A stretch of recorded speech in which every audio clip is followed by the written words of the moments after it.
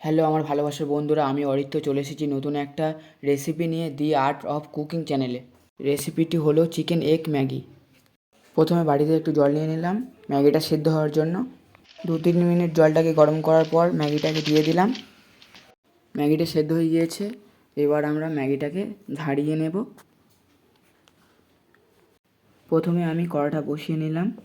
আজকের recipe chicken egg Maggi, তার জন্য আমি নিয়ে নিলাম পেঁয়াজ কুচি, টমেটো কুচি, কাঁচা লঙ্কা, ম্যাগি মশলা, চিকেন কুচি, একটা গোটা ডিম, একটু নুন, হলুদ গুঁড়ো, গোলমরিচের গুঁড়ো। প্রথমে কড়াই দেবো একটু সাদা তেল। তেলটা একটু গরম হলে আমরা প্রথমে ডিমটা ভেজে নেব। কড়ার মধ্যে ডিমটা ভেঙে নিলাম, নিয়ে একটু নুন দিলাম, একটু গোলমরিচের গুঁড়ো দিলাম, দিয়ে ডিমটাকে একটু ঝুড়ো ঝুড়ো করে নেব। তোমরা চাইলে কাঁচা লঙ্কাটা একটু কম দিতে পারো। ডিমটাকে একটু ভালো করে অনেকক্ষণ ধরে ভাজবে, একটু ভাজা ভাজা হয়ে গেলে, একটু লাল লাল হয়ে গেলে তারপরে ডিমটাকে তুলে নেব। ডিমটা ভাজা হয়ে গেছে, এবার আমরা তুলে নিচ্ছি ডিমটাকে। এরপর আর একটু সাদা তেল দিয়ে নিলাম। এই তেলের মধ্যে আমি দিয়ে দেব পেঁয়াজ কুচি।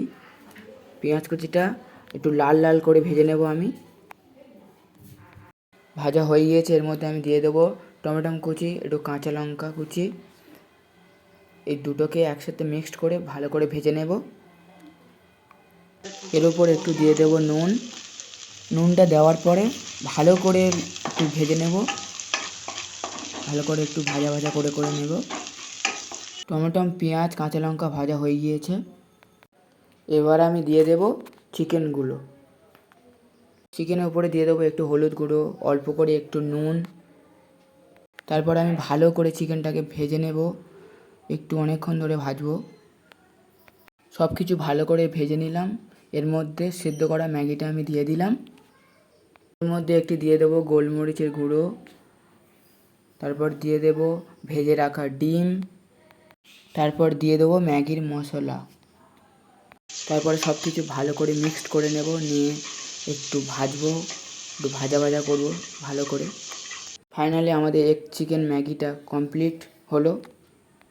তোমরা কিন্তু চাইলে বাড়িতে এই এগ চিকেন ম্যাগিটা ট্রাই করতে পারো।